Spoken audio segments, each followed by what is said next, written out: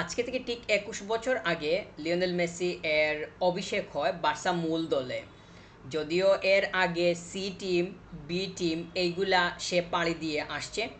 আর তার যে ফুটবলীয় যে সময়টা একদম ছোট থেকেই, সেইটার তো শুরু একদম বার্সার হাত ধরেই মূলত সেটা আমরা বলতে পারবো। যদিও আমরা তাকে নিউ ওল্ড যে ক্লাবটা আছে, ওল্ড বয়েজ আর্জেন্টিনাতে, ওইটা থেকেই মূলত লিওনেল মেসিকে বার্সেলোনা কালেক্ট করে কিংবা তাকে স্কাউটিংয়ের মাধ্যমে ফাইন্ড আউট করে। তারপরেই তো যে জার্নিটা আছে সেইটার মধ্য দিয়ে তার আসা, এবং মূলত 21 ইয়ার্স আগে তার মূল দলে অভিষেক হয়। তো পরবর্তীতে লিওনেল মেসি কীভাবে আগাইছেন এবং তার মাঝখানের সময়টা কিংবা শেষের সময়টা সম্পর্কে আমরা অবগত আছি যথেষ্ট পরিমাণ। আহ, বিশেষ করে তার শুরুর যে সময়টা আছে এইটাতে অ্যাডপ্ট করে নিতে কিংবা এই সময়টাতে যেই সংক্রান্ত পরিবেশ পরিস্থিতির মধ্য দিয়ে লিওনেল মেসি গেছে, ওইটা খুবই প্রতিকূল ছিল এবং মেসি কেন্দ্রিক ছিল, আমরা খুব সহজেই বলতে পারবো। যদিও ওই সময়টা আমি সরাসরি দেখি নাই, আমার এই যে একটা আফসোস, এইটা আমার অনেক বড় একটা আফসোস ফুটবলীয় জায়গা থেকে। এখন আমরা বর্তমানে লামিন ইয়ামালকে দেখতেছি, খুব ভালোভাবেই দেখতেছি। তার যে অভিষেকটা হয়েছে কিংবা তার যে ডেবুটা হয়েছে জাভি হার্নান্দেজের একটা মানে মানে পুশিংয়ের মাধ্যমে আমরা বলবো যে মূলত লামিন ইয়ামালের আগমন। তো পরবর্তীতে এখন পর্যন্ত সে যা আগাইতেছে আমাদের চোখের সামনে সেগুলো ঘটতেছে কিংবা দেখতেছি খুব ভালোভাবে। লিওনেল মেসিকে একইভাবে আমার দেখা হয়নি, আপনারা হয়তো অনেকেই দেখছেন। এইটা আপনাদের আমি বলবো যে অনেক বড় একটা মানে ভাগ্য, কারণ তাকে একদম শুরু থেকে দেখে আসছেন।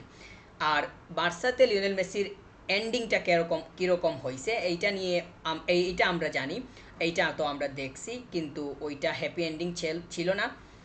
বার্সা এক প্রকার বাধ্য হয়েই তাকে ছেড়ে দিতে হয়েছিল। আমি যতটুকু মনে করতেছি ওই সময়ে বার্সা যারা ডিসিশন মেক করছে লিওনেল মেসিকে নিয়ে, তারা সম্পূর্ণরূপে বার্সা ম্যানেজমেন্ট, বার্সা ক্লাবকে ওভারঅল চিন্তা করছে।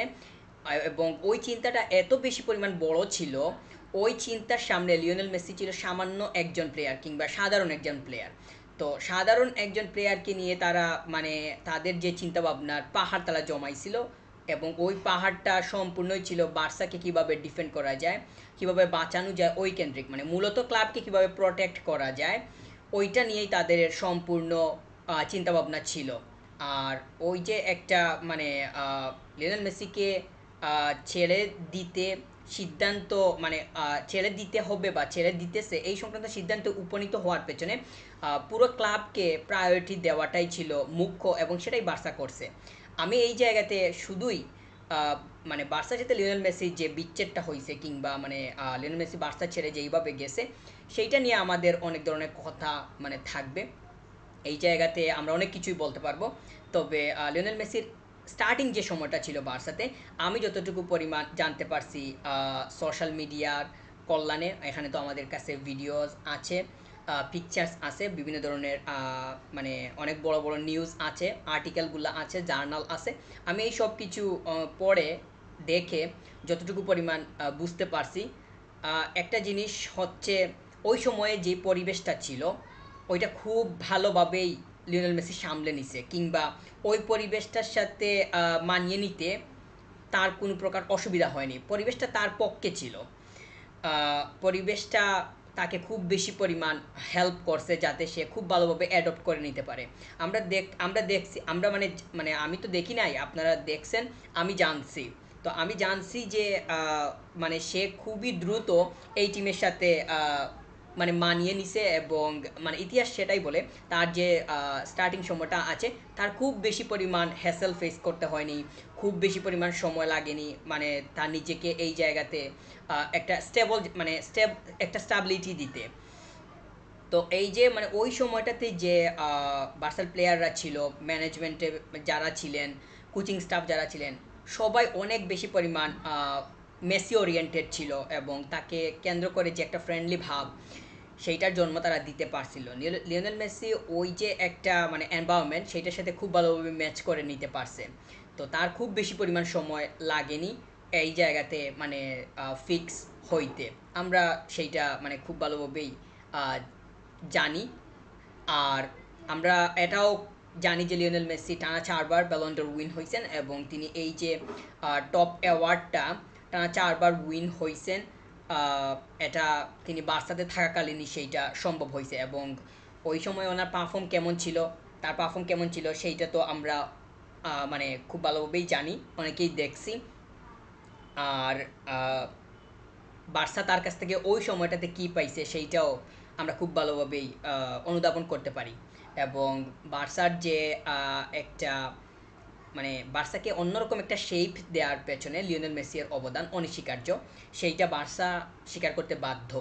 যদিও লিওনেল মেসিকে তৈরি করছে বার্সেলোনা, সেইটা আমাদেরকে বলতে হবে। কারণ তার যে উঠে আসার একটা প্রসেস, আমরা জানি যে লিওনেল মেসি ছোটোবেলাতে একটা তার সমস্যা ছিল, গ্রোথ হরমোনের প্রবলেম ছিল। এটা বার্সা খুব ভালোভাবেই আইডেন্টিফাই করতে পারছে, জানছে। তারা এটা যে জানার পরেও লিওনেল মেসি যেহেতু কিড ছিল, একদম বাচ্চা, তো তারপরেও এই বাচ্চাকে তারা অ্যাভয়েড করে নাই। তারা খুব ভালোভাবেই ওর মধ্যে সম্ভাবনা দেখছিল।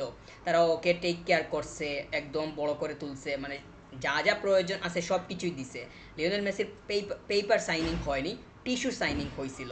তাকে যে মানে বার্সা সাইন করাইছে, স্টার্টিং সাইনিংটা ছিল একটা টিস্যু, একটা ন্যাপকিন পেপারের মাধ্যমে। তো ওইটা বার্সা খুবই কুইকলি করা লাগছে একদম যখন সে ছোট ওই সময়টাতে। তো পরবর্তীতে তার যে একটা মানে টেক কেয়ারিং, সেইটার রেসপন্সিবিলিটি সম্পূর্ণ বার্সা নিয়েছিল। কিন্তু এই যে স্টার্টিংটা, ওই জায়গাতে বার্সা যেমন অনেক বেশি পরিমাণ প্রফেশনাল ছিল, টেকনিক্যাল এবং মানে টেকনিক্যাল সাইডটা এত স্ট্রং ছিল, রেসপন্সিবিলিটিটাকে তারা অনেক বড় করে দেখছে, এগুলো যেমন ঠিক ছিল, ঠিক তেমন তাদের মানবিক দিকটা কিংবা হিউম্যানিটিকে তারা অনেক বেশি পরিমাণ প্রাধান্য দিছে। তারা যখন লিওনেল মেসির মানে সমস্যা সংক্রান্ত দায়িত্ব নিতেছে, এটা তো ফুটবলের কিছু না, বা সে ফুটবল খেলার কারণে এইটার জন্ম হয়নি বা এইটা হয়নি। এটা তো তার একটা মানে ফিজিক্যাল ডিসেবিলিটি আমরা বলতে পারি। তো সেইটাকে তারা সারিয়ে তোলার জন্য যে স্টেপ নিছে, এটা তো হিউম্যানিটিকেও অনেকটাই মানে পুশ করে কিংবা মানে ইঙ্গিত করে আর কি। তো লিওনেল মেসির স্টার্টিংটা ছিল একরকম, এন্ডিংটা ছিল সম্পূর্ণ বিপরীত। লিওনেল মেসিকে যখন বার্সা ছেড়ে দিচ্ছে, আমরা দেখছি যেই সময়টাতে ছাড়ছে, তো ওই সময়টাতে বার্সা কিন্তু লিওনেল মেসিকে অনেক বড় করে দেখে নাই। ওই সময়টাতে ক্লাবকেই প্রাধান্য দেওয়া হয়েছে সম্পূর্ণরূপে। যারা আমি তো বললাম, যারা সিদ্ধান্ত তৈরিতে মুখ্য ভূমিকা পালন করছে, তাদের সম্পূর্ণ মানে মগজের সম্পূর্ণ জায়গা জুড়ে ছিল মানে বার্সা, পুরো ক্লাব ছিল। এখানে নির্দিষ্ট কোনো প্লেয়ারকে তারা লিওনেল মেসিকে ওই সময়টাতে এমনভাবে ভাবছে যে সাধারণ একটা প্লেয়ার ওইখানে আছে, ওইখানে কোনো মানে এক্সট্রা অর্ডিনারি কোনো কিছু নাই। তো এরকম তাদের ভাবনা ছিল এবং ওই ধরনের ভাবনা হওয়ার কারণে তারা যেহেতু ক্লাবকে বিশাল বড়ভাবে বিবেচনা করতেছে আর সাধারণ একটা প্লেয়ার, সেহেতু বলা যায় যে দুইটা ভাবনা কখনোই ম্যাচ করার মতো ছিল না এবং এন্ডিংটা ওই রকমই হয়েছে। আমরা কি কখনোই প্রত্যাশা করছিলাম যে লিওনেল মেসি কেঁদে কেঁদে বার্সা ছাড়বে? তার কান্নার আড়ালে কি লুকিয়ে ছিল? তার কান্নার আড়ালে আমরা খুব পরিষ্কারভাবে দেখতে পাচ্ছি যে সে এখানে থাকতে চায়। সে মনে করতেছে যে সে থাকলে সে এই ক্লাবকে আরও হেল্প করতে পারবে, অন্ততপক্ষে আরও কিছুটা সময়।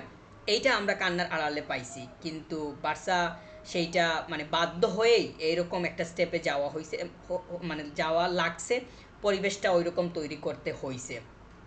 আমরা যদি বুঝতাম কিংবা দেখতাম যে লিওনেল মেসি ইন্টারভিউয়ে বলতেছেন কিংবা যখন কোনো একটা মানে মানে জার্নালিস্টের তিনি মুখোমুখি হয়েছেন, তখন মানে তিনি কথা বলতেছেন বা তিনি নিজে বলতেছেন যে আহ, আমি এখন মনে করতেছি যে আমার চলে যাওয়া দরকার। আমি এখন মনে করতেছি যে যারা নতুন আছে তাদেরকে আমি জায়গা ছেড়ে দেওয়া উচিত। এইরকম কথাবার্তা যদি আমরা লিওনেল মেসির কাছ থেকে ওই সময়ে শুনতাম কিংবা মানে আরেকটু পরে শুনতাম, সেক্ষেত্রে দেখা যাইতো যে লিওনেল মেসি মানে কান্না মানে কান্না এবং বেজা চোখ নিয়ে তিনি হয়তো মানে যাইতেন না, অনেকটাই হেসে হেসে বিদায় নিতেন, যেইটা আমাদের প্রত্যাশিত ছিল।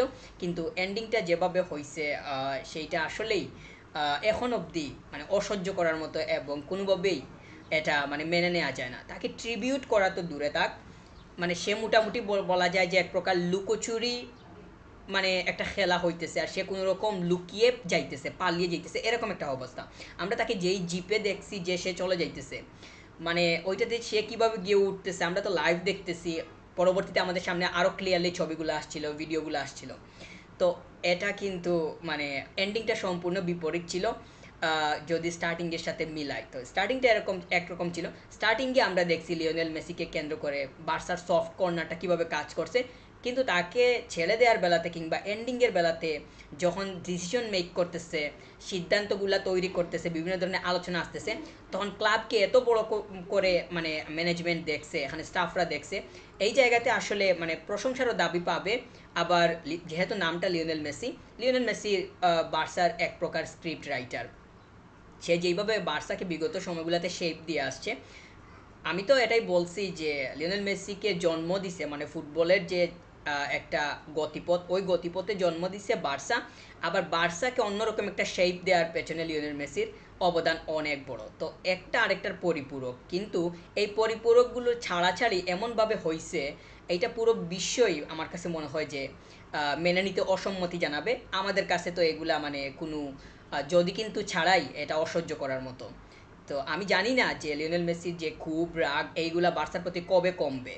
এগুলো এখন অবধি আছে, সে যখন কথা বলতেছে, সে যখন কোনো একটা মানে বার্সা কেন্দ্রিক কোনো একটা শব্দ বলতেছে, বাক্য বলতেছে, আমরা ওইগুলার ভেতরে ওইগুলার আড়ালে দেখতেছি যে খুবই পরিষ্কারভাবে মানে খুব জমে আছে, অভিমান জমে আছে, এইগুলা মানে থাকবে, কারণ সে কখনোই এন্ডিংটা এরকম চায়নি। তো বার্সাতে তার স্টার্টিংটা একদম স্টার্টিংয়ের যে এনভায়রনমেন্ট আছে এটা সম্পূর্ণ তার পক্ষেই ছিল।